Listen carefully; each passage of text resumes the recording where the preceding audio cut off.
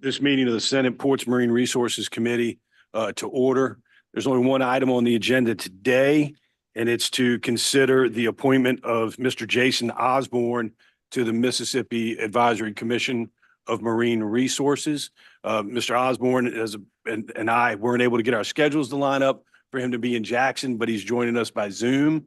Mr. Osborne, if you'd like, I'd like to ask you to introduce yourself to the committee and discuss your briefly discuss your background and your work so far on the commission. Awesome. Well, thank you very much, Senator, for the time today. And sorry I couldn't be there, but I'm glad to kind of meet you all virtually. My name's Jason Osborne. As it said, I'm a resident of Waveland, Mississippi. Had been in DC for about 30 years. Originally started up in DC working for Senator Ted Stevens from Alaska, which is where I'm originally from. And then during COVID, my family and I decided to move to Louisiana initially, and then moved to Waveland a few years ago. Son is a graduate of St. Stanislaus, and throughout my career, I've been kind of involved in the marine resources field, first starting working with Senator Ted Stevens, where we worked on some of the amendments to the Magnuson-Stevens Act in '96. Have worked pretty extensively with Center for Sports Fishing Policy. They were a client of mine for a few years, and then also did some work with the the Marine Fisheries Council out in the Pacific through one of my clients, which was the Commonwealth of the Northern Mariana Islands. So I was honored that the governor appointed me last August. I feel like I've served pretty well so far, and if I haven't, then Patrick is right there to tell me that I haven't. It's been a challenge a little bit, given that the director is a graduate of Auburn and I'm a graduate of Alabama, but we've found a way to kind of work through those differences, particularly since Alabama is a better team in all sports. But I think that's about it, unless you had any other questions further about my background. Thank you, Mr. Osborne. Does any member of the committee have any questions for Mr. Osborne? Senator Seymour.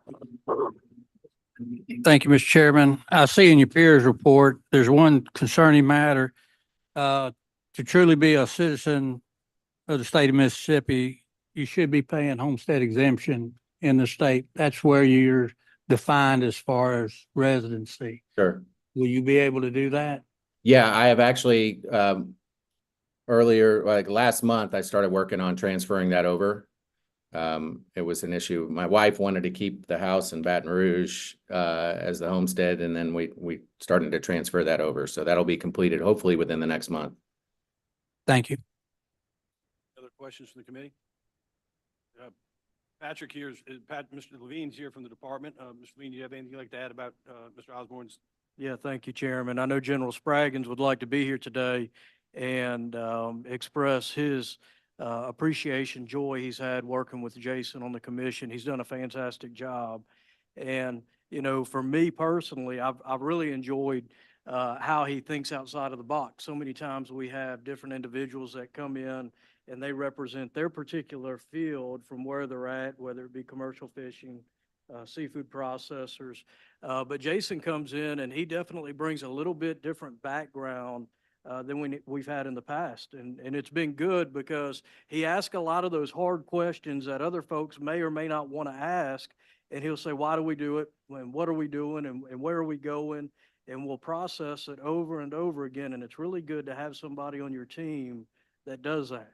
And not to mention the relationships that he has with people he has built throughout the country, especially in DC.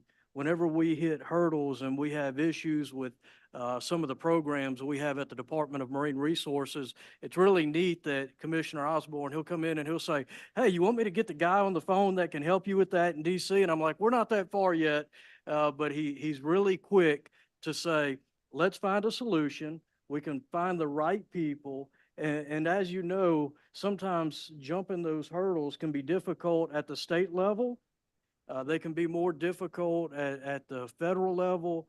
And Commissioner Osborne has proved himself very valuable in those relationships he's created in DC and what he's brought to the table. And so I personally look forward to continue working with him and having his expertise on the team with the commission there at the Department of Marine Resources. So I say, like he said, since August, job well done, and thank you for the guidance and the time that we've spent working on projects already. So that's what I have. Mr. Osborne, are there any other questions from the committee? Okay. Mr. Osborne, we asked this question of all appointees. Is there anything that didn't come up in your background or anything that we didn't discuss today that, if you were to be confirmed, would be an embarrassment to the governor or to the Senate? No, sir. Appreciate your time. Appreciate your service to the department.